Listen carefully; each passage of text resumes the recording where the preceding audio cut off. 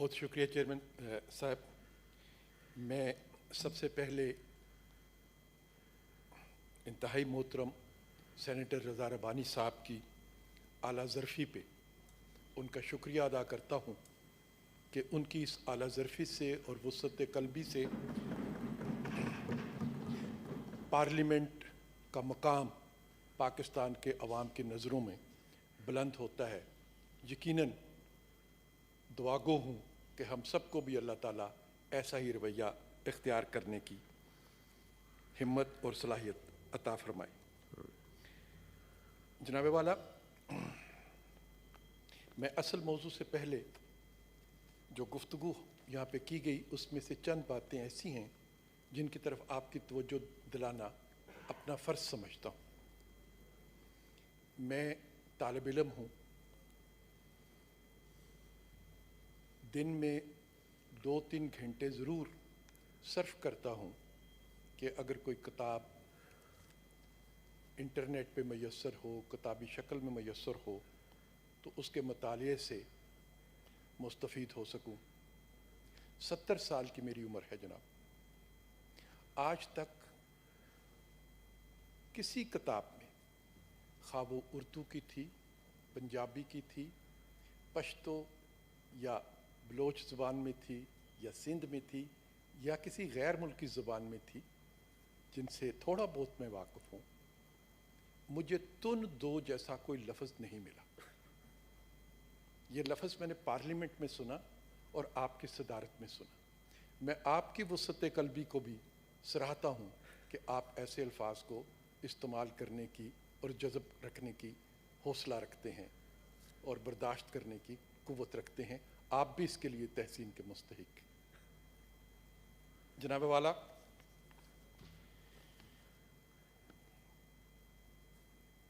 میرے ایک فاضل دوست فرما رہے تھے کہ 70 سالوں میں یہ پہلی ان کی حکومت ہے جس نے پاکستان میں کسی بڑے ڈیم پر کام شروع کیا ہے. 2 ڈیم کا نام بھی انہوں نے لیا. ایک دیا میر بھاشا ڈیم ہے، دوسرا محمد. یہ ریکارڈ پہ ہے، اور ان کو اگر وہ ہاؤس میں موجود ہوتے تو ضرور میں یہ دریافت کرتا کہ دیا میر بھاشا ڈیم کے لیے جو ہزاروں ایکڑ زمین جس پہ وہ دعویٰ کر رہے ہیں کہ پہلا انہوں نے شروع کیا ہے، وہ زمین کہاں سے آئی؟ کیا دیا میر بھاشا کہیں مریخ پہ بن رہا ہے، چاند پہ بن رہا ہے، یا پاکستان میں بن رہا ہے؟ اگر پاکستان میں بن رہا ہے تو پھر اس کے لیے کوئی زمین استعمال کی جا رہی ہوگی.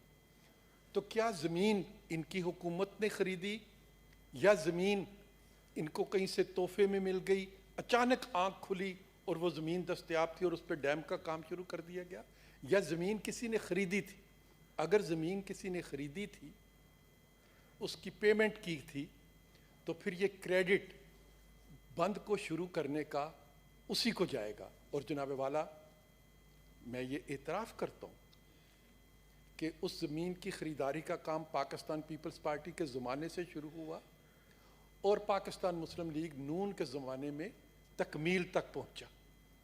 لہٰذا دیا میر بھاشا ڈیم کی تعمیر کا سہرا اگر جائے گا تو گزشتہ 2 جمہوری حکومتوں کو جائے گا کہ انہوں نے اس پر کام شروع کرایا تھا.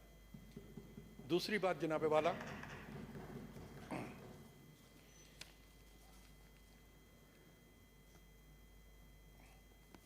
ان کا کہنا ہے کہ پھول شاخوں پہ کھلنے لگے، سب طرف بہار ہے، جام رندوں کو ملنے لگے، سب فیض یاب ہو رہے ہیں کیونکہ دودھ اور شہد کی نہریں بہہ رہی ہیں. میں اس ہاؤس کی موجودگی میں انہیں دعوت دیتا ہوں کہ کل، پرسوں، دوپہر، شام، جب ان کے پاس اپنی مصروفیات میں سے کچھ وقت دستیاب ہو، یہ ناچیز ان کے ساتھ اسلام آباد، راولپنڈی، پشاور، جہاں پہ ان کی 8 سال سے حکومت ہے. لاہور، ملتان، کوئٹہ، جہاں چاہیں، جس شہر میں چاہیں، میں ان کے ساتھ اس کے کسی بازار میں جانے کے لیے تیار ہوں. جناب والا، ان کا سرکاری پی ٹی وی کا کیمرہ ساتھ ہوگا اور سرکاری پی ٹی وی کی ڈی ایس این جی بھی ان کے ساتھ ہوگی. یہ حقیر بھی ان کے ساتھ ہوگا. ہم بازار میں کھڑے ہوں گے، کیمرے میں لوگوں سے وہ سوال کر کے پوچھیں گے کہ کیا تمہیں دستیاب چیزیں ماضی کے مقابلے میں ارزاں نرخوں پر مل رہی ہیں یا مہنگے نرخوں پر مل رہی ہیں. اور جو جواب آئے گا پی ٹی وی پہ اس کو چلایا جائے گا. وہ لوگوں سے سوال کریں گے کہ کیا تمہاری قوت خرید 2013 سے 2018 کے زمانے کے مقابلے کی ہے، اس سے کم ہوئی ہے یا اس سے زیادہ ہوئی ہے. جو جواب آئے گا وہ پی ٹی وی پہ چلے گا، لائیو چلے گا. میں تیار ہوں. ان سے کہیے کہ وہ اپنا وقت عنایت فرما دیں، پی ٹی وی کو ہدایت کر دیں، تاکہ ہم بازار میں جا کے جن دودھ اور شہد کی نہروں کے بہانے کا ذکر وہ اس فلور پہ کر رہے ہیں، اس ایوان میں کر رہے ہیں، اس کا ہم پاکستان کے لوگوں سے جواب تو سن لیں، تاکہ دودھ کا دودھ اور پانی کا پانی ہو جائے کہ سپریم کورٹ آف پاکستان نے جس کو صادق اور امین کا سرٹیفکیٹ عطا کیا، اس کے زمانے میں خلق خدا کیا کہتی ہے، اور جن کو نااہل کیا گیا ان الزامات پہ جو آج بھی پاکستان کی کسی عدالت میں ثابت نہیں کیے جا سکتے، ان کے بارے میں خلق خدا کیا کہتی ہے. ہاؤس میں آ کے کھڑے ہو کے تقریر کر لینا اور پاکستان کے عوام کی عدالت میں جا کر پیش ہونا اور اس سے اپنی باتوں کی تائید کرانا، جناب والا یہ دو مختلف عمل ہے. لہذا میں تیار ہوں کہ بازار میں چلتے ہیں اور خلق خدا سے، عوام کی عدالت سے ان کے سچ اور جھوٹ کو دریافت فرماتے ہیں.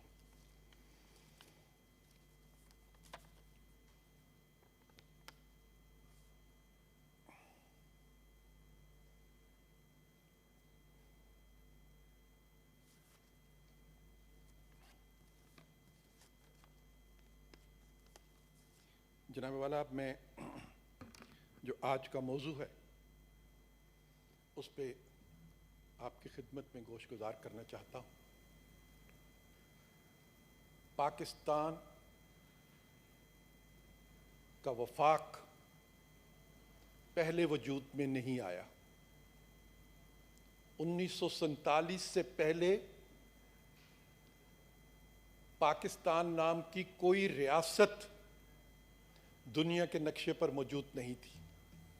لیکن جس خطے میں آج پاکستان موجود ہے، ہمارا پیارا وطن جو 1947 میں وجود میں آتا ہے، یہاں پہ رہنے والے لوگ صدیوں سے اس خطے میں رہ رہے تھے. بلوچ، سندھ، پنجاب، خیبر پختونخوا صدیوں سے آباد اور صدیوں سے ان کی اپنی تجارت ہے، صدیوں سے ان کی اپنی ثقافت ہے، صدیوں سے ان کی اپنی تہذیب اور تمدن ہے، صدیوں سے ان کے اپنے اپنے مذاہب ہیں. ان کا وجود موجود تھا. اس وجود نے فیصلہ کیا کہ ہم ایک ریاست کی تشکیل کرتے ہیں، اس ریاست کا نام پاکستان رکھتے ہیں. تو جو تخلیق کی وجہ بن رہا ہے، جو اجزاء ہیں جن سے مل کر پاکستان بنتا ہے، اگر ہم ان کے وسائل پر ڈاکہ ڈالنا شروع کر دیں،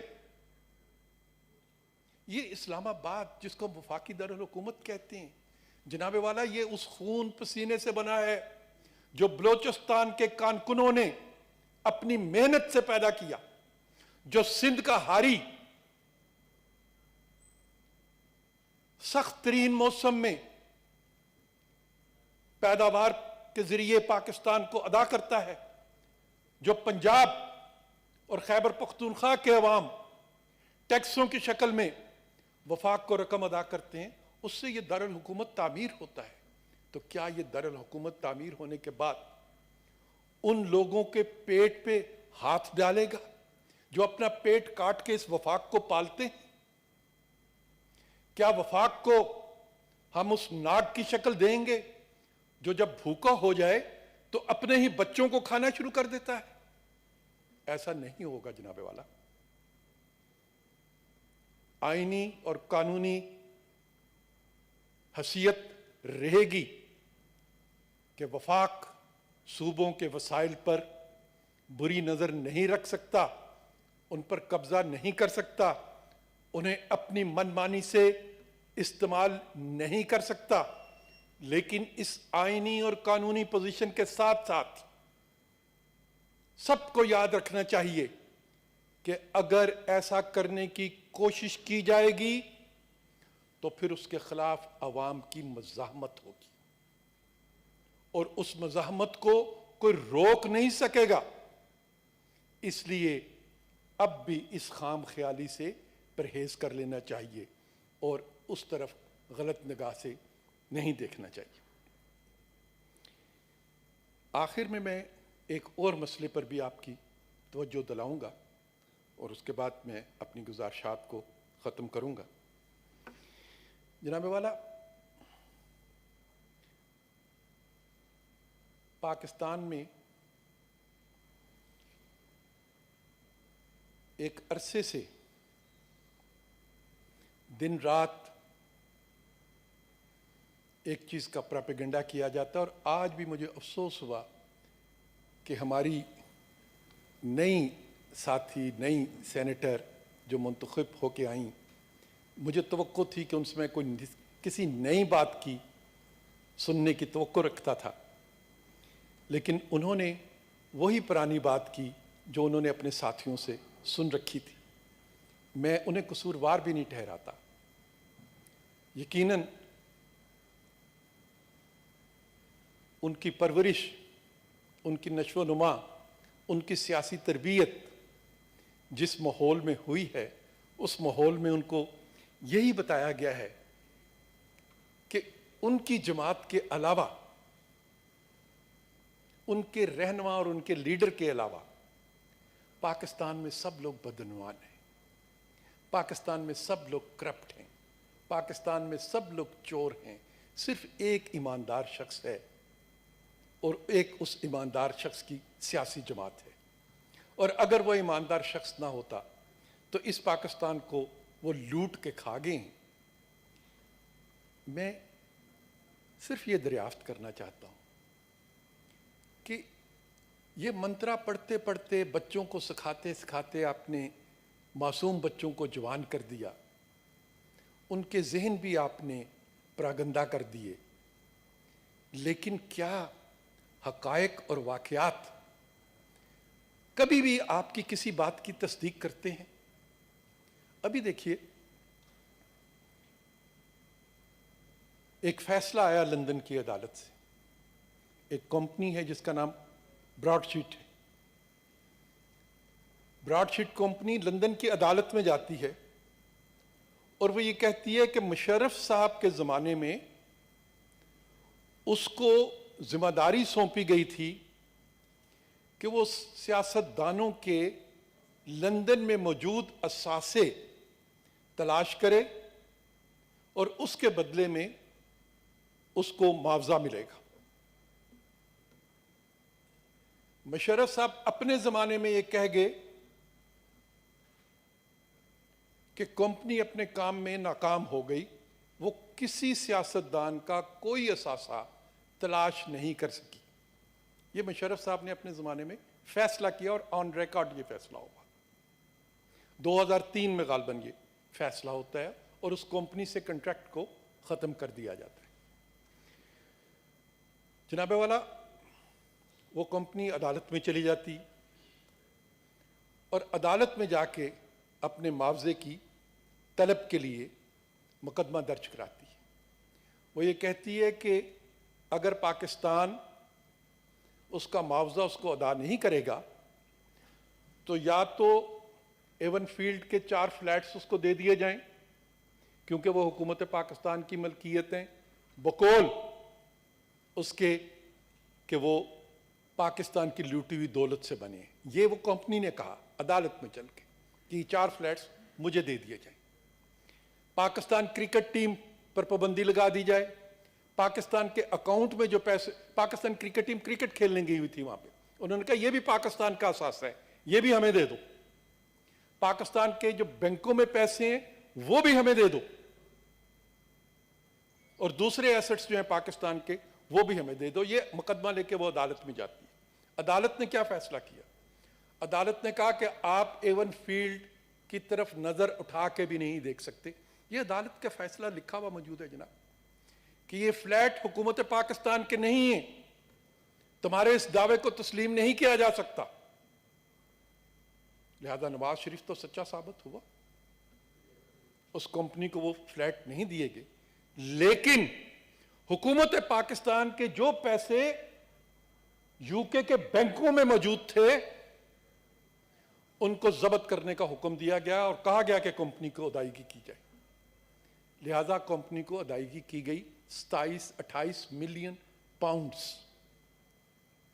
جناب والا, یہ کوئی جو فیسیں دی گئی ہیں وکلا کو مقدمہ لڑنے کے دوران, جو ان کے کلیمز تھے, وہ ان سب کو اگر جمع کیا جائے تو وہ کو 700 کروڑ پاکستانی روپیہ بنتا ہے. 700 کروڑ پاکستانی روپیہ, جو مشرف کی حماقت اور عمران خان کے جھوٹے الزامات کی وجہ سے پاکستان کو ایک ایسی کمپنی کو ادا کرنا پڑا جس کو غالباً دنیا کا کوئی دوسرا ملک ہائر کرنے کو تیار نہیں تھا, کہ وہ لیکویڈیٹ ہو رہی تھی. وہ کمپنی لیکویڈیٹ ہو رہی تھی. 700 کروڑ روپیہ. جناب, کیا اس 700 کروڑ روپے سے میرے بچوں کے لیے اسکول نہیں بن سکتے تھے؟ کیا اس 700 کروڑ روپے سے میرے غریب والدین جو ہیں ان کو دوائیاں میسر نہیں کی جا سکتی تھیں؟ کیا اس 700 کروڑ روپے سے پاکستان میں آٹے اور چینی کی قیمتوں کو نیچے لانے میں مدد نہیں کی جا سکتی تھی؟ آپ نے صرف سیاسی انتقام کی خاطر, کہ کسی طریقے سے نواز شریف سے سیاسی انتقام لے لیا جائے, کسی طریقے سے آصف زرداری کو غلط ثابت کر دیا جائے, کسی طریقے سے پاکستان مسلم لیگ کو, پاکستان پیپلز پارٹی کو, مولانا فضل الرحمان کو عوام کی نظروں میں گرا دیا جائے, کروڑوں روپیہ اس کے لیے خرچ کرنا پڑ جائے. الحمدللہ وہ نیب نہیں تھی جہاں پہ لوگوں کو بلیک میل کر کے ان کی ویڈیوز دکھا کے فیصلے کرا لیے جاتے ہیں. اس لیے وہاں پہ انصاف ہوا اور آپ کو جرمانہ ادا کرنا پڑا, اور مزید جرمانے آپ کو ادا کرنے پڑیں گے, مزید جرمانے ادا کرنے پڑیں گے آپ کو. تو سرخ رو کون ہوا جسے صادق اور امین کا سرٹیفکیٹ دیا سپریم کورٹ آف پاکستان کے سابق جج نثار صاحب نے؟ یا سرخ رو وہ ہوا جسے نااہل قرار دے کے پاکستان کی سیاست سے باہر رکھنے کی کوشش کی جا رہی ہے؟ اور آج بھی کیا رویہ ہے کہ پاکستان کے لوگوں سے اس خبر کو چھپایا جاتا ہے, لیکن اسی کمپنی کا چیف ایگزیکٹو جب بلیک میل کرنے کے لیے مزید جھوٹ بولتا ہے, ان سے مزید پیسے بٹورنے کے لیے مزید جھوٹے الزامات لگاتا ہے, تو اس پہ ٹیلی ویژن پہ گھنٹوں پروگرام کیے جاتے ہیں. اور خود اس کمپنی کے بارے میں مشیر جو ہیں احتساب کے شہزاد اکبر صاحب, ان کی ڈان میں خبر چھپی ہوئی ہے کہ وہ کہتے ہیں کہ یہ کمپنی فراڈ کمپنی ہے. یہ پاکستان کو انہوں نے مثال دی ہے کہ دے آر ملکنگ دا ملک. تو یہ اس طرح کے جو فیصلے کیے گئے سیاسی انتقام کی لینے کی خاطر, اور اربوں روپیہ اب ہم ہر جانوں کا ادا کر رہے ہیں, کیا اس کا کوئی احتساب کرے گا؟ کوئی ہے جو سوال اٹھائے گا نیب کے چیئرمین صاحب سے؟ کوئی ہے جو اس سوال کا جواب دے گا पाकिस्तान की मौजूदा हुकूमत से पूछ के कि ये जो अरबों रुपए हम इस दीवानगी पे खर्च कर रहे हैं, ये बदनवानी की कौन सी किस्म है? क्या ये बदनवानी के ज़ुमरे में आती है या नहीं आती? क्या ये मेरे टैक्सों के पैसे, ये 700 करोड़ रुपए जनाब, अगर मैंने 1 रुपया भी टैक्स का अदा किया है तो उस 700 करोड़ रुपयों में मेरा 1 रुपया शामिल है। जनाब वाला, आपकी तनख्वाह से जो टैक्स कटता है वो भी उन 700 करोड़ रुपयों में शामिल है। मेरा गरीब मोटरसाइकिल पर फिरने वाला जब पेट्रोल का 1 लीटर खरीदता है वो भी इन 700 करोड़ रुपयों में कंट्रीब्यूट करता है। तो ये आपने हम गरीबों के 700 करोड़ रुपए अदा कर दिए जी। क्या आप पूछेंगे, किसी से पूछेंगे कि ये बदनवानी किसने की, कौन कौन इसमें हिस्सेदार है, और इसका भी किसी से कोई जवाब लिया जाएगा? अगर आज नहीं तो कल लिया जाएगा जनाब वाला। बहुत बहुत शुक्रिया। Minister of State for Parliament